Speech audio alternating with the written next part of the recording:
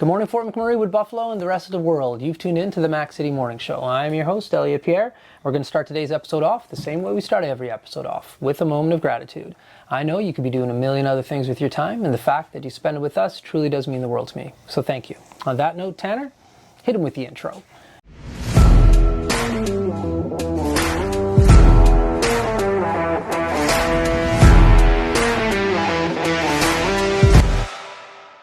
Your ongoing support. As you know, I do not introduce my guests because they do a better job at that than myself. So, sir, can you please tell everybody at home who you are and what you're about? My name's Hunter. I go by the stage name HVNTY. I'm a DJ producer here from Edmonton. Very excited to be seeing you once again. It's good to see you. It's been about a year since we've seen each other.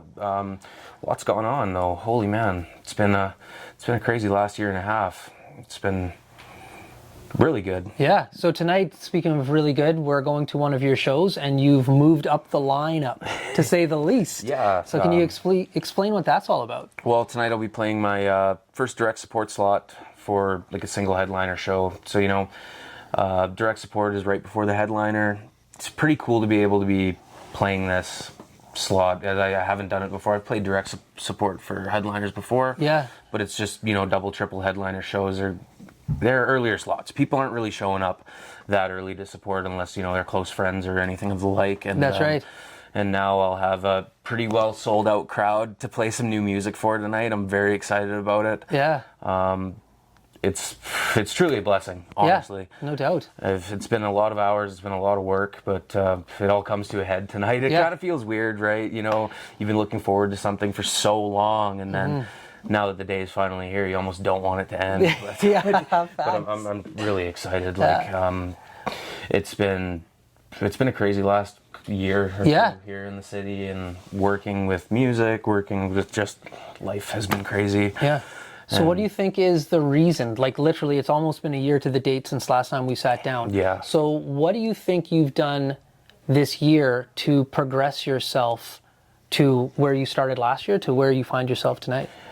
Well, it's immersion into the scene, it's consistency, but all of it is connection, man. Right.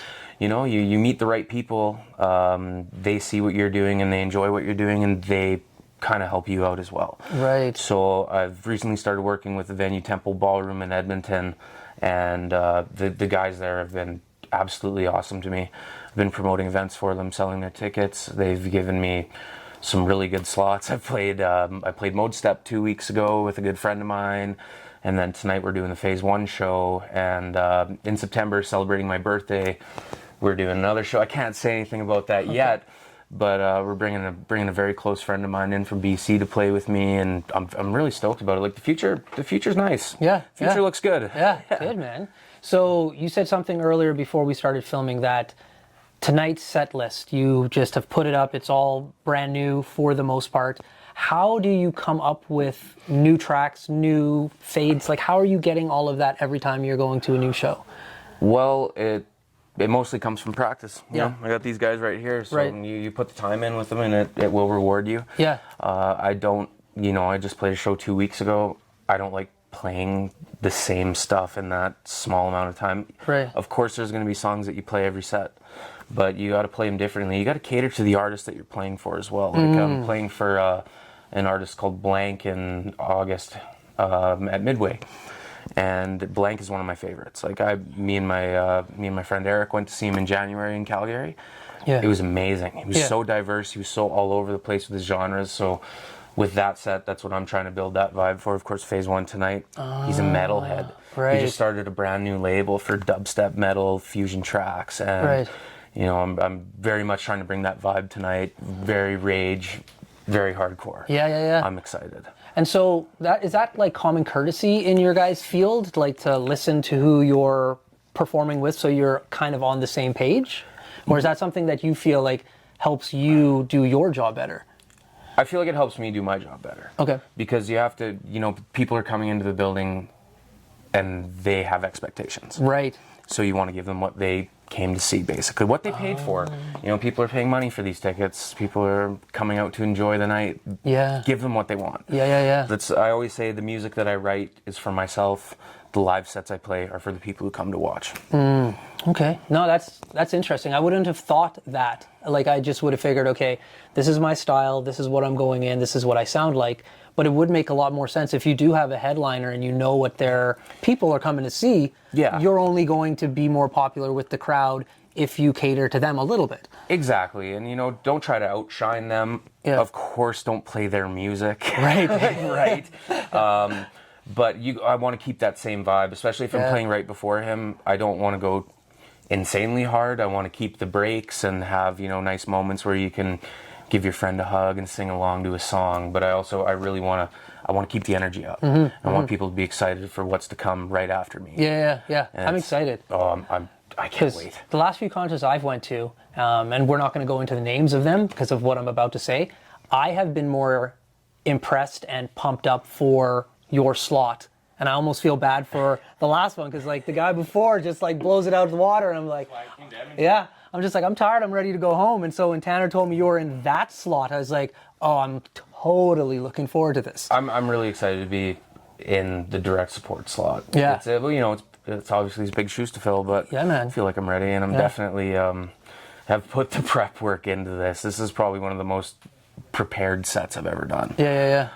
Just because I want it to be perfect. Yeah. I want it to be smasher. I want it to be, you know, I want it to a lot of emotions. I want to, you know, have some parts where you're jumping up and having fun.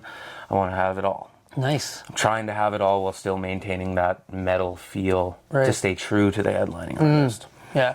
So me and Tanner, we call it the studio. Before we had the studio, we had the greenhouse. Yeah. Because, like, we film in different places. This is your spot. Like, what do you call your spot? Well, this is a beat lab right here. Okay. Well, you know, I've got two. I've got this. This is where I DJ. This is where I practice for shows. And then upstairs, I've got the room where I make the music. Okay. I've got my computer up there. I've got speakers that are more tailored so I can hear the finer details. Right. So if I'm making the music, you need to have that. But down here, I've just got a big sub right there. I've got two big speakers. Yeah. I don't care. This is my FU room, so to speak. Yeah, it's sweet, man. I love it. It's a spot. And it's really just, it's my kind of safe space. You know, if I'm having a bad day, I can come down here and play music, have fun. Nothing makes me smile more than music, man.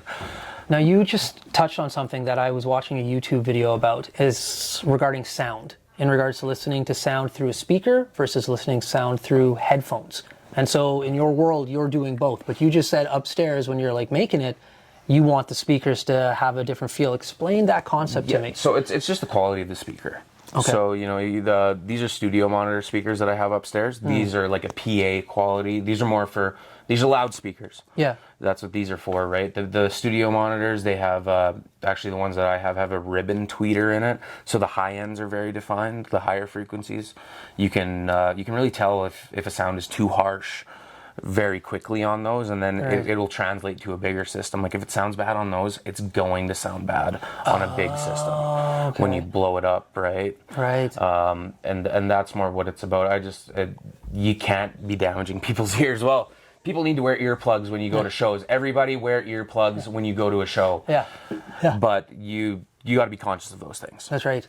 Interesting. And so when it comes to headphones, would you ever recommend, like, are you able to just listen to, headphones, like when you're listening to your music, when you're just listening personally here, and you're trying to think, or does it not, because you can't, that's the thing, when you're listening to headphones, you can't feel it. You can hear it well, but you're not, like, feeling that music. No, well, there are things you can buy, like a sub pack is one. It's like a backpack, but it's like a sub, and you can feel the bass. Okay. They're the coolest thing in the world. Okay. They're very expensive, but they're so cool. Yeah. One of my friends produces with one of those, and he says it's like the best thing that he's ever got. Yeah. Whereas, like, headphones, if you want them for just enjoying music, or if you're trying to, you know, maybe you live in an apartment building, you got to be quiet. There's different kinds of headphones for every application, right? That's right. Well, I've gone through 3-4 pairs of DJ headphones now, and I've finally settled on ones I like, versus the ones that I used to have. Now that I'm looking back, I'm like, they weren't very good for DJing. Right. I can still use these ones for production. I don't like to. I like to have the actual reference in the speakers. Yeah. If you have a good speaker, and then of course, you know, I've got a home theater system upstairs. I've got lots of reference points. when making a track, because if you're making a song, you want it to sound good on every medium there is. Whether it's somebody listening on their phone, whether, you know, it's somebody in their car. Yeah. You got to test it out on all of those mediums, or you never know if you have an issue. Wow. I would have never have thought about that. Yeah, so like I listen, before I put a song out, I listen to it on my ear pods, I listen to it on my headphones here. Right. I listen to it on my soundbar upstairs, I listen to it on these speakers, my studio speakers. I listen to it in probably 5 or 6 different places before, and then if I'm happy with it, okay, then we're good. So the quality control is definitely across different platforms, so no matter where you are, it's going to sound excellent.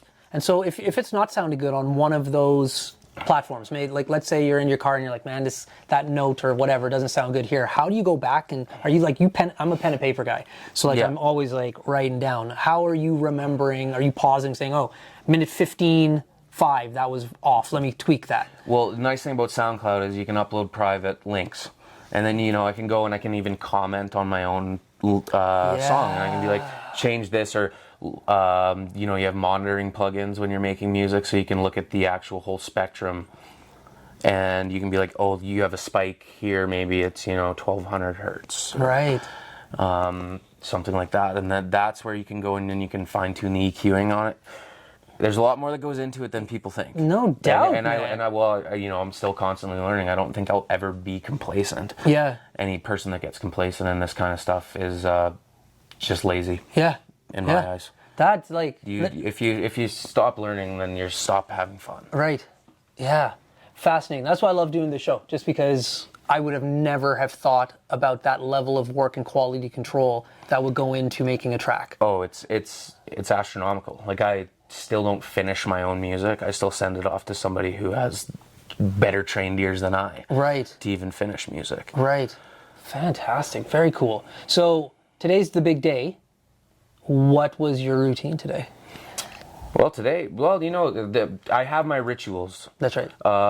Today kind of veered off of those usual rituals. I was actually supposed to work today.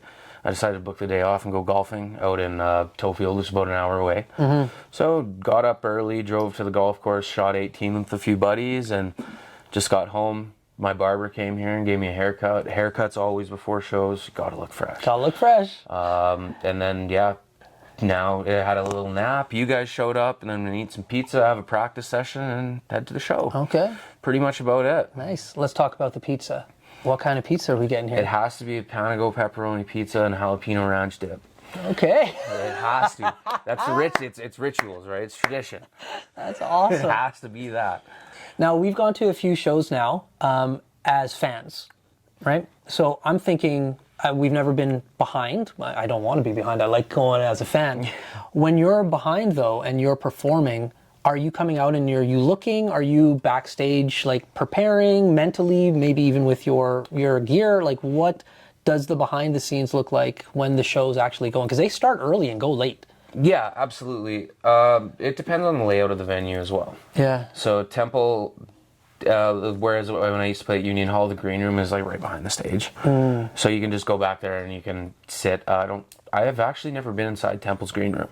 Yeah. I put my stuff up on the stage. I plug I'm using SD cards now. I used to use USBs. I started using SD cards now. Yeah. And they work a little better. So I plug those in, make sure they work.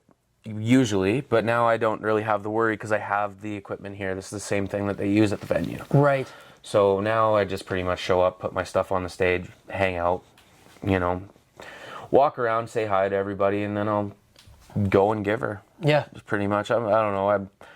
Usually I'm on earlier, right? So I show up right when the doors open. I mean, tonight I'll probably show up like an hour after they open and support my friends that are playing still tonight as well. I've got the 2 sets before me. I've got 4 good homies playing and gotta go represent and let them know that I'm there to support them as well. Yeah. And I'm excited.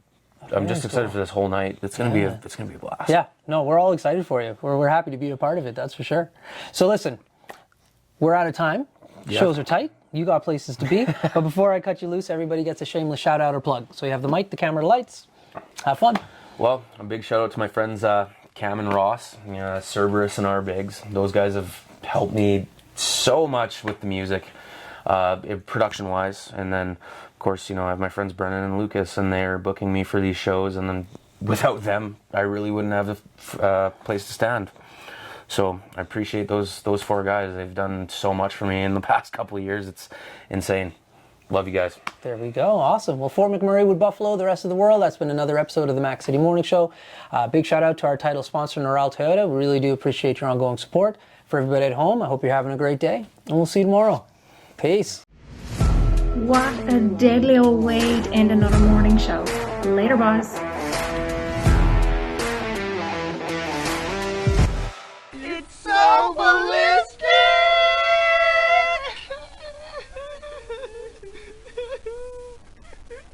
Talk about quenching your ugly thirst.